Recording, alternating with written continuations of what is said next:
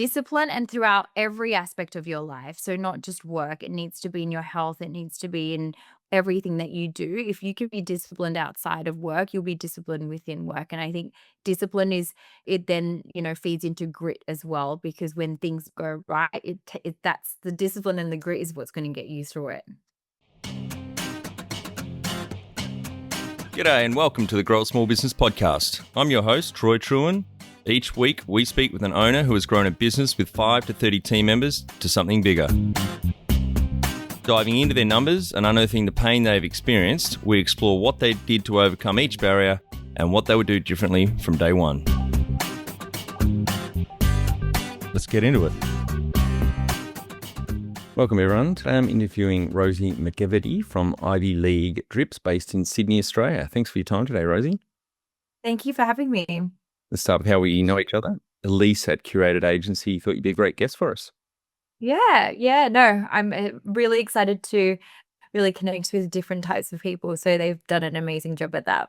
Yeah, so it sounds like they're booking you on quite a lot of PR things. You mentioned before you had a chat with Koshi, who's a big media personality here in Australia. Yeah. I did. Yeah, that was fun. Lots of fun a few months ago. Tell our audience a bit about your business, what it does and how it makes money. Yeah, of course. So we were founded in 2018. I founded it. I say we, I meant myself. It is a vitamin IV drip company. We started out just with very simple vitamin IVs, and then we've extended our service bases to over 30 minerals and nutrients now. We do peptides, blood testing, and most recently we started licensing out the business about 3.5 years ago. So with over 200 licensees now that's been able to provide our service, using our IP of our business, either additionally adding it to their clinic or starting out their own little side hustle. We've been able to get over 200 licensees across every state in Australia, which we're very proud to say. Essentially, the business, the idea where the business came from was overseas. I saw that it was an idea that was quite dominant in the United States and Australia generally following that trend. I jumped on that and luckily coming back to Australia realized that we didn't really have that service here. So that's where the idea came from. That's great. Congratulations on the 200 licensees. That's wonderful growth in 7 years. And yes. Do you still have your own clinics or you've stepped right away from that? No, so we do have our own clinic here in Mascot. I've totally stepped away from the clinic in the sense that I'm not clinically registered. So I do have 8 nurses on my team and 3 doctors who work from Ivy League Drips. And then most of my job now is just the growth, as you can imagine, growing it to 200 and so licensees, and it's keep growing. It takes a lot of my effort just to focus on the growth and adding additional services and ensuring that we are constantly ahead of the game. And how did you start out? So I actually have always had a massive interest in health and the human body. So my bachelor's is actually in pharmacy. And then whilst I was studying pharmacy, I realized that was not really the place I wanted to be in the sense of I worked in community pharmacy, I worked in hospital pharmacy as well. And I noticed that the traditional medical system wasn't so much for me. I did then go into my Masters of Nursing and then realized quite early on too that was not the setting I wanted to be on. So I was trying to work out a place that could essentially combine my passion, but then also work out how I could really start my own business and follow that direction of what I'm passionate about. So I've had no business experience whatsoever. It's all in the health sector, but I do believe that whatever you start your business is, having that passion always there is what's going to let it grow. So that's my background. In the midst of my work ethic, where I got that from, I started working when I was essentially 15, my first job being Supre. I'm not sure if you know that little clothing store. I worked in pharmacy, community pharmacy for years. I then also worked at the casino while I was studying. So that was a very rogue sort of a detour, but that did teach me a lot of skills in the sense of work ethic, customer service, being able to communicate with different demographics of people as well. As you can imagine, the Star Casino being one of the biggest casinos back then. And then, started my business straight after that. Right. So you started in 2018, 7 years ago. How old were Yeah. you then when you started? I was 20. So when I started it essentially when I was about 25, and then that failed within the first 6 months, it failed quite badly. And then I started again Ivy League drips, what we have now, 6 months later. So I was 26. Great. Fantastic. And you have some key numbers you can share to illustrate the growth of the business? Yeah, absolutely. So I took the statistics in the last 3 years, we've grown 125%. And then the last year itself, we've grown 34% in Wow. revenue. Congratulations. That's Yeah. great. Yeah. Thank you. What about number of full-time equivalent team members you started with and where you're at now? So we started with I hired quite early on. So I would say within the first 6 months, we had already four employees and full-time employees because I was very adamant to have a business, not something that I was doing myself. I wanted a business from the very get-go, and that was knowing that I needed to have people running it. So that having that mentality, I was able to hire very early on. It meant I didn't take any money from the from about 12 months into the business. But it was worthwhile because it taught me how to structure look very early on. Now we're at 16 full-time employees and about four contractors. Oh, great. That's so about 20 all up. That's wonderful. Yeah, thank you. When was the moment you felt like you had succeeded? You know what? I feel that success to me isn't so much about it's not where I was. If you were to look from an outside, I think most people would think after the whole academy, the academy sect launching that, reaching that 200 or even 100 licensees. To me, I believed I succeeded in the very early years at 3 years when I started to understand myself and how to essentially grow the business. So really grasping managing staff, how to nurture my team, how to grow my team, and also understanding how a business works and how you could scale from that. So I would say that at the 3 year mark, it was more of an internal feeling rather than a numbers game. I would say quite early on. And what does success look like to you? It looks like nurturing and building something that you have a vision of. So very early on, I really noted down, my goals. And so one of the goals that I feel that was building a team that were just as passionate as what I was doing, and a very good foundation. So a foundation where I had I had the reception team, I had my office manager, I had my core nurses. So my foundational team and having them as strong as possible, which was absolutely necessary to then growing the business. To me, that was the point where I said, I built the foundation of my house. It's strong and I'm ready to go.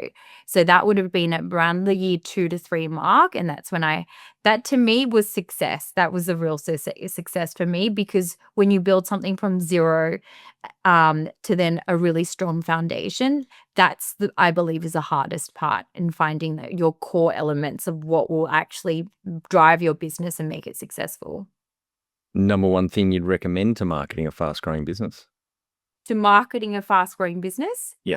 really understanding your consumer. I always, when it comes to any marketing strategy or idea, any new project, I mean, it sounds so cliche and basic, but I think you really need to hone in on your consumer. So put yourselves in their shoes and really understand the demographic you're wanting. So, for example, at the beginning of my business, a lot of was to do with education. So most of back in 2018, vitamin IV drips were very, very unknown. So it was putting myself into that consumer's shoes and going, okay, if I had no idea what this was, what would make me want a vitamin IV drip? And to us, that was word of mouth. That was people that you trust as you're getting a needle into your arm and understanding how do we get across to that. So focusing on that part. So I think just going down to the basics, putting yourself in the consumer's shoes and really, really imagining yourself as them and seeing what would work. How did you fund your business? I funded it through my savings. Mhm. So I'm very lucky that I didn't need a massive startup. I started with because I did as I mentioned earlier, I did start it uh at the before 2018. I did start it about 6 months earlier. And I did use a lot of my savings. So it was about 30,000. It wasn't huge. Then I that didn't work out. And so I ended up with about 5,000. Mm. So 5,000 startup, it was my savings, but I was adamant on allowing it to grow. And it was very tight. Cash flow was very, very tight as I was really adamant to also grow it as a running business. So a lot of it went to staff's wages, cost of goods, and then slowly, slowly built it. So I didn't pay myself for about 12 months, but 5,000 I think is good without taking any other investment. That's great. Yeah. Did well. Well done. Thank you. If you were to start up today with plenty of funding, would you go into your industry? No. I would go on to it. I would go on to something online. I believe that with what I know now, what I understand, and in terms of what I would want to do, it would be online. Service based is a lot harder. I learned that slowly, slowly over time. It was my passion. Would I do it again? I absolutely would do it again. But if I had just someone gave me quite a large amount of capital to start a business, I would essentially do that. And then the reach is a lot more. You've got global when you do online. So I would try and choose something where I could actually have a much larger demographic and potential. Can you outline the most stressful point in your small business growth journey so audience can learn from it? Yes. The most stressful point is when you get to a point where you sort of look back at your time and you notice that it's absolute chock a block with tasks that you don't need to be doing. Mm. So it's about constantly so now I have a rule where every 3 to 6 months, I audit my time and I look at it and I go, "Am I using this in the most beneficial way to the business?" And I believe that that took me a while to learn, where I was doing really, like, small tasks that where I could actually hire someone to do, and I realized that that was stunting my growth in the sense of, utilizing a lot of my time on things that weren't gonna actually grow the business. So I think the most stressful time is trying to work out that perfect point where you need to bring someone on, whether you can afford to bring that someone on for full-time and part-time. It's a lot easier now once you've grown and you have a lot more backing capital reserve in the business. But early on, that's a really hard point to try and work out what you can do that's best for the business and what you can get someone else to do. And then just really, really making sure that you focus on not wasting any time for growing the business. In what area in business do you feel you've had to work on the most to add the greatest value? I would say I had to learn the most is the financial aspect of the business in the sense of really getting a good idea of the health of your business. And when I talk about the health, I mean the really paying the right taxes, making sure you're ahead of your taxes, making sure that your the health of the business and your cash flow especially is growing correctly. My forte is not in admin, it's not in reporting. So I really had to notice that that was a big gap in my skill set, hire someone who was really good at it and teaching it. And it's added a lot of value because I have a true understanding and reflection on the growth of the business. So, if you're not an expert in it, that's fine. It's making sure you get the right people in your team who can then teach you, tell you. And it doesn't mean right now I do it, but I have someone who then is able to give me the reporting, give me a true reflection on the health of the business. So I would say that was the greatest asset because that's something that I lacked. Hmm. What have you enjoyed the least about managing fast growth? I have enjoyed the taxes. So anything to do with ensuring that you've got the right, reserve for taxes and understanding FBT and understanding payroll tax and IAS. And that is probably my least favorite of the Mhm. business because as you grow fast, you get thrown with all these different taxes that I think is really understand for a lot of small businesses or growing, especially because at the ATO from my understanding, is quite slow. So they might slap you a few years later with a massive tax bill that you might not be aware of. So, I mean, it's obviously my least favorite part of it, but really important to understand. What do you love most about growing a small business?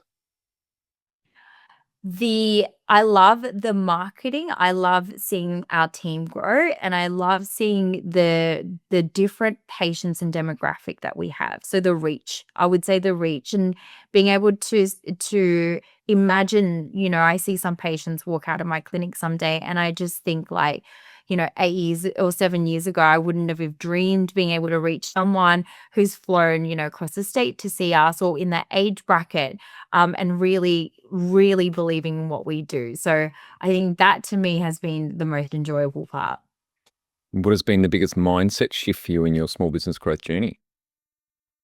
Mindset shift would be gr- grounding myself. So I believe to really, really grow the team that will help you get to where you want to be, it's about nurturing a really healthy environment. And that starts from me. So I used to be a very reactive person in the sense that something would happen. And, being a woman, we are quite emotional as well. So being able to really ground yourself, calm yourself, and I am quite young at the end of the day as well. So growing such a big team, I think my mindset had to be very take a lot of initiative, take a lot of responsibility, and say, this is at the end of the day, everything that happens within your business starts from you. So as long as I can be grounded, as long as I can be calm, as long as I can show motivation and that environment, then my team will grow. And so that mindset of taking responsibility for anything that happens in the business, and then from that growing and taking every mistake, every failure as a lesson, has been the biggest mindset shift, because I was not that person 8 years ago. The number one habit you think a small business owner needs to develop and maintain? Discipline. Discipline, and throughout every aspect of your life. So not just work, it needs to be in your health, it needs to be in everything that you do. If you can be disciplined outside of work, you'll be disciplined within work. And I think discipline is it then, feeds into grit as well, because when things go right, that's the discipline, and the grit is what's going to get you through it. Are you a small business owner who is ready to take your professional growth to the next level? Sign up to the Grow a Small Business weekly newsletter. This is your go-to email every Friday and will take about 2 minutes to read. Join the Grow a Small Business community who, like you, are investing in their professional development. Each week, we curate valuable resources, whether it's expert advice, books, podcasts, industry insights, or actionable strategies. We've got you covered. Leave your email at growasmallbusiness.com/weekly. Can you talk to how you've added people to the team, some wins, mistakes, and advice for those listening? So when I add people to the team, I actually don't go through resume at all. I don't use recruitment companies either. I like to do the interviews myself as much as possible. I really go through how they fit into the team. That has been a big learning curve as well. I used to hire over a skill and also a resume. And I found that our is very unique. We've got I think in any small business, you generally have a small team of about 10 to 20 people, and how they fit into the team is so important. The question that I always ask whatever department the person is in, which might be a little bit more unique, after the interview, I'll ask their manager, "Do you like them?" And when I say that, I don't mean, did you like them as the job that they're going to do? Do you think they're going to be good? I said, do you like them as a person? Because you'll be spending a lot of time with them. How you manage problems, how you direct or go through problems is going to be the biggest thing in whether you can spend time with that person. So really, it's a bit more of an interesting, I guess, approach to it, not the conventional, but for me, it's really the fit in the team, and also whether they will then reflect the values. And being in healthcare, it does have to be quite a nurturing personality. So we look at personality and we look at the fit for the team. Have you heard of the airport rule some people use in recruiting? No, I haven't. It's pretty much what you do, what you're doing, but Is it's it? yeah, you got going on a long haul trip, and you know your connection, you're on the ground, and the flight gets cancelled. Yeah. You got to spend hours and hours and hours with this new team member.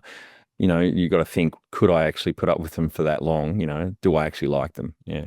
Okay. No, I like that. Okay, then I'm utilizing that. I never had a term for it, but it is I think it's a number one, and I learned that mistake because I would hire based on skill set. So I would hire based on how experienced you are with payroll and Excel, and that's for an office manager that was really important. And it just didn't work out. It just we had the turnover for that role was just over and over. It was just continuous until I just blanket ruled. Are they going to fit in the team? Because all those skills, I think you can learn. You can learn all that. It's just whether they can actually long-term fit in the team is way more important. So do you like them is the most common question I ask for any of my managers who do interviews. Yeah, it's so important, especially you don't want to let a toxic asshole on the team and just ruins the culture and makes it Exactly. miserable. Yeah. Oh, absolutely. And then we've had that before. As soon as the toxicity starts, I mean, it just spreads through the team like wildfire and within such a short amount of time. What are some of the things you recommend to building a sustainable and kick-ass culture to help with the growth?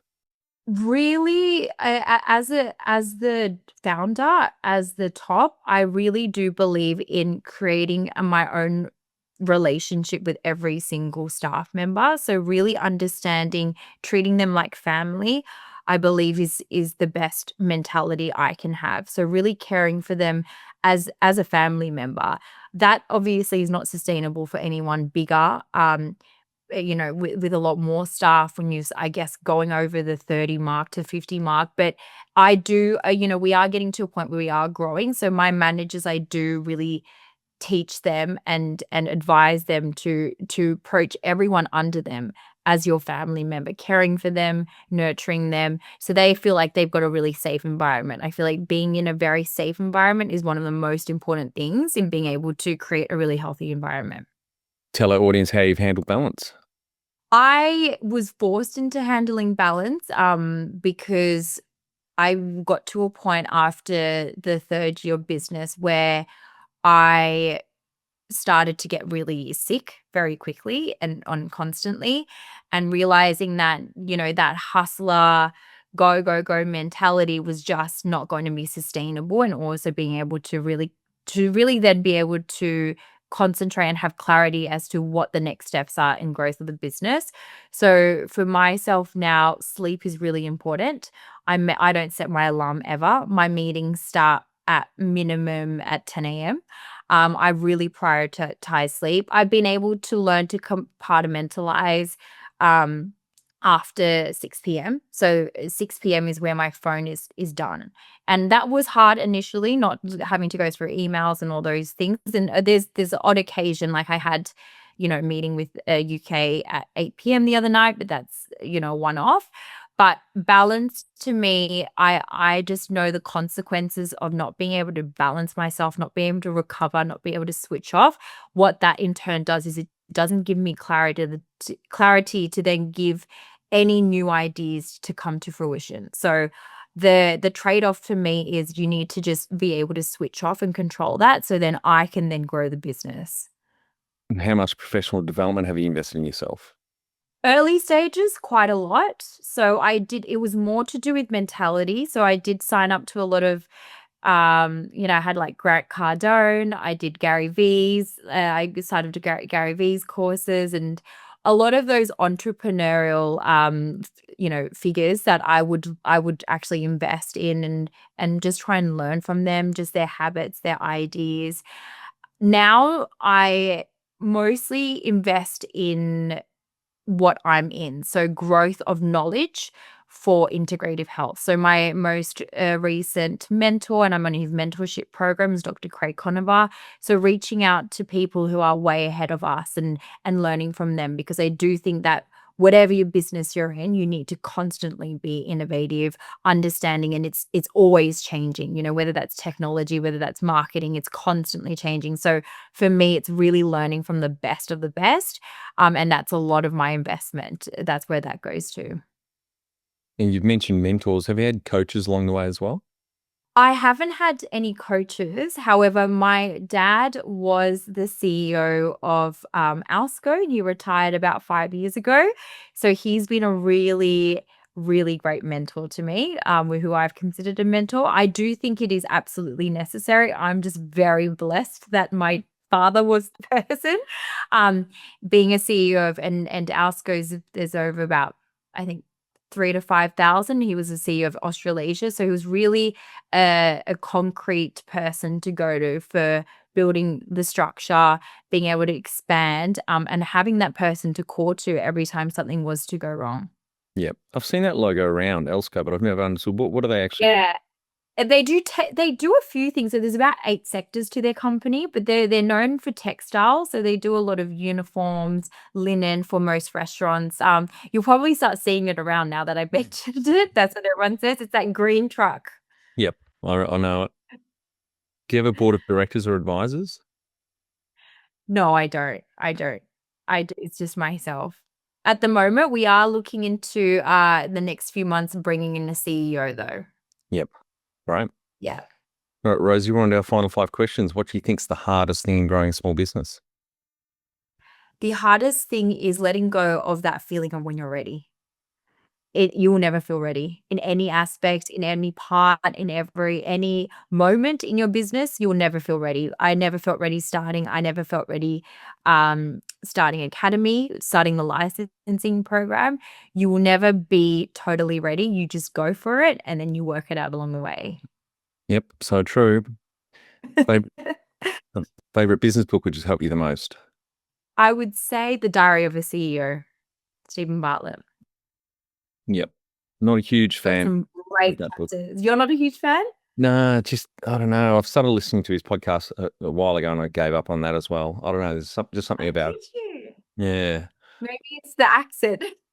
No, I love the British accent because I lived in London for years. No, I don't know. So there's some things I don't agree with what he says, but Okay. other I people. wouldn't say, yeah, there was a few things I would have to agree that I didn't totally agree with, but there was some things that I made it was he put it into good layman terms.